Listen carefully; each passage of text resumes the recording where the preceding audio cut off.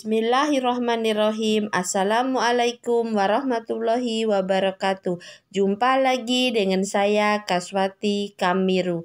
Dalam video ini Ibu akan menjelaskan materi PPKN kelas 11 bab 3 Sistem Hukum dan Peradilan di Indonesia. Bagian kedua yaitu mencermati sistem peradilan di Indonesia. Bagian kedua ini yaitu mencermati sistem peradilan di Indonesia. Nantinya yang akan Ibu jelaskan pertama, makna lembaga peradilan. Yang kedua, dasar hukum lembaga peradilan.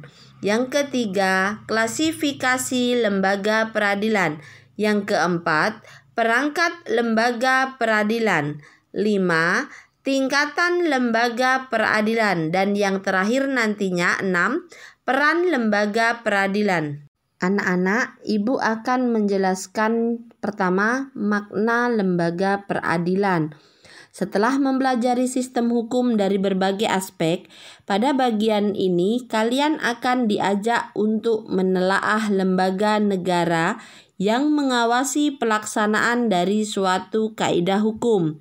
Lembaga ini sering disebut sebagai lembaga peradilan, yang merupakan wahana bagi setiap rakyat yang mencari keadilan untuk mendapatkan haknya sesuai dengan ketentuan hukum yang berlaku. Kalian juga harus dapat membedakan antara konsep peradilan dengan pengadilan. Peradilan menunjuk pada proses mengadili perkara sesuai dengan kategori perkara yang diselesaikan.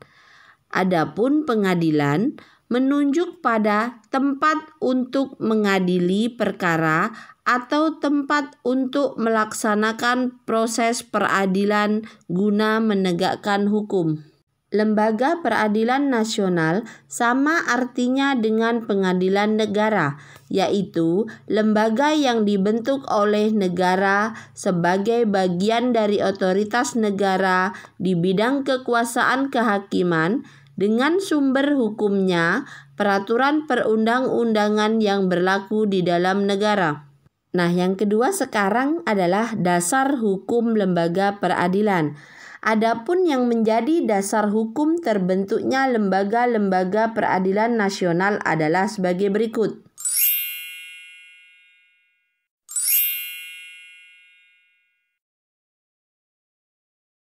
Peraturan perundang-undangan tersebut menjadi pedoman bagi lembaga-lembaga peradilan dalam melaksanakan tugas dan wewenangnya sebagai lembaga yang melaksanakan kekuasaan kehakiman secara bebas tanpa ada intervensi atau campur tangan dari siapapun. Oke anak-anak, masih tetap semangat kan? Sekarang yang ketiga adalah klasifikasi lembaga peradilan. Klasifikasi atau macam-macam lembaga peradilan yang ada di Indonesia adalah sebagai berikut. A. Lembaga peradilan di bawah Mahkamah Agung. 1.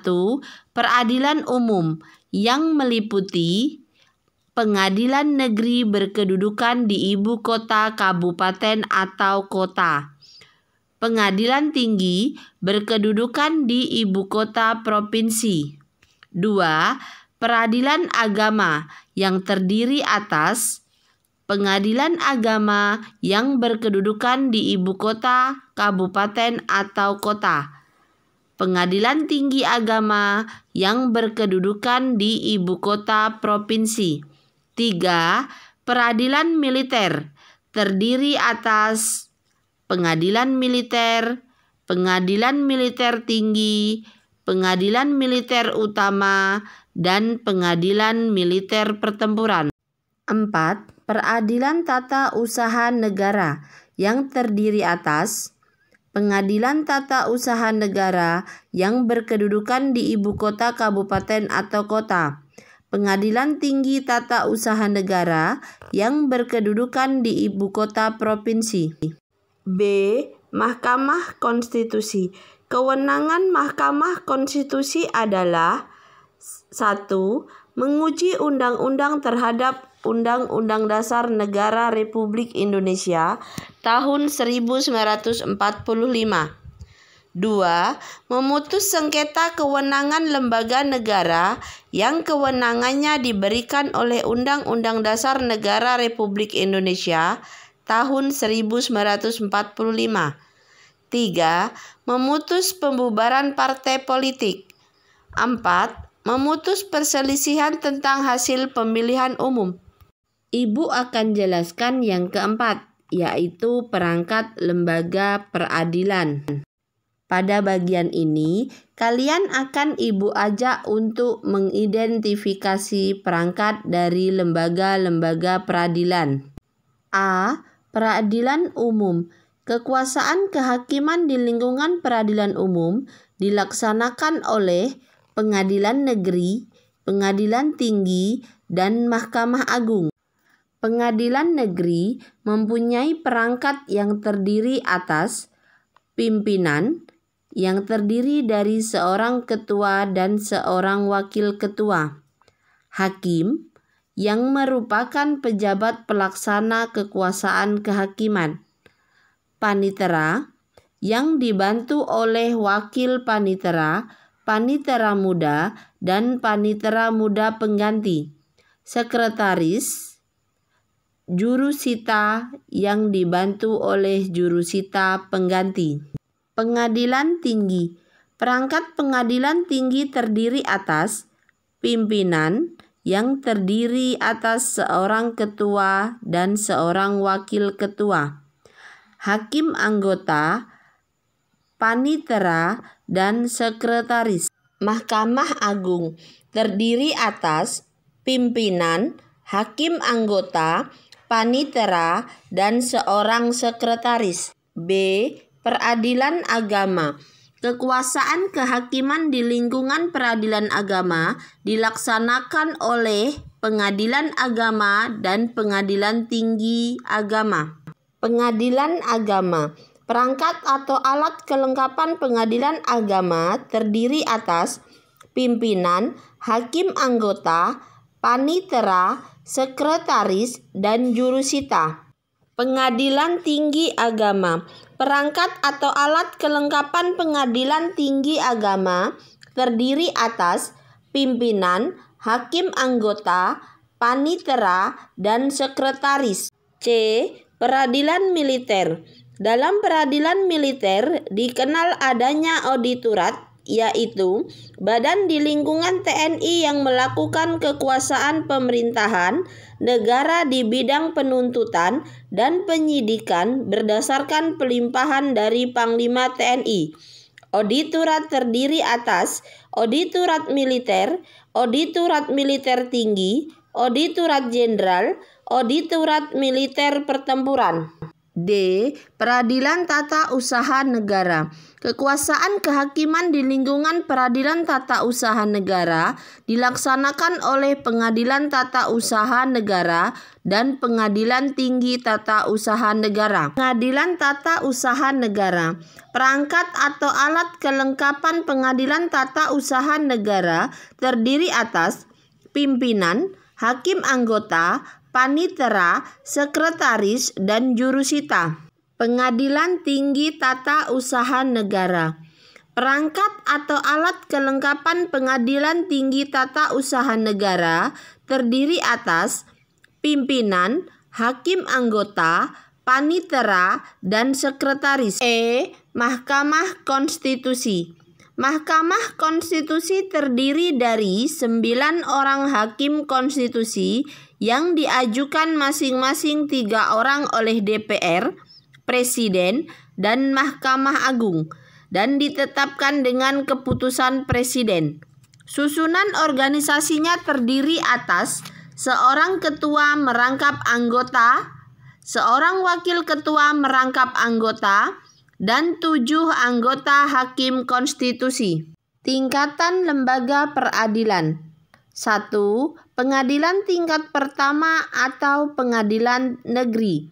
2. Pengadilan tingkat kedua atau pengadilan tinggi.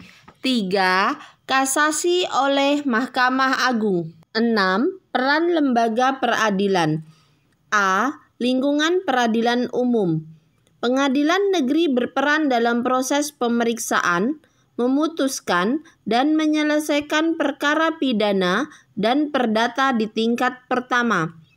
Pengadilan tinggi berperan dalam menyelesaikan perkara pidana dan perdata pada tingkat kedua atau banding. Mahkamah Agung berperan dalam proses pembinaan lembaga peradilan yang berada di bawahnya. B. Lingkungan peradilan agama. Pengadilan agama bertugas dan berwenang memeriksa, memutus, dan menyelesaikan perkara di tingkat pertama antara orang-orang yang beragama Islam di bidang perkawinan, waris, wasiat, hibah, wakaf, zakat, infak, sedekah, dan ekonomi syariah. D. Lingkungan peradilan militer. Peradilan militer berperan dalam menyelenggarakan proses peradilan dalam lapangan hukum pidana, khususnya bagi pihak-pihak berikut. 1. Anggota TNI. 2. Seseorang yang menurut undang-undang dapat dipersamakan dengan anggota TNI. 3. Anggota jawatan atau golongan yang dapat dipersamakan dengan TNI menurut undang-undang. 4. Seseorang yang tidak termasuk ke dalam angka 1, 2, dan 3, tetapi menurut keputusan Menteri Pertahanan dan Keamanan yang ditetapkan berdasarkan persetujuan Menteri Hukum dan Perundang-undangan harus diadili oleh pengadilan militer. E. Mahkamah Konstitusi. Mahkamah Konstitusi merupakan salah satu lembaga negara yang melakukan kekuasaan kehakiman yang merdeka untuk menyelenggarakan peradilan guna menegakkan hukum dan keadilan.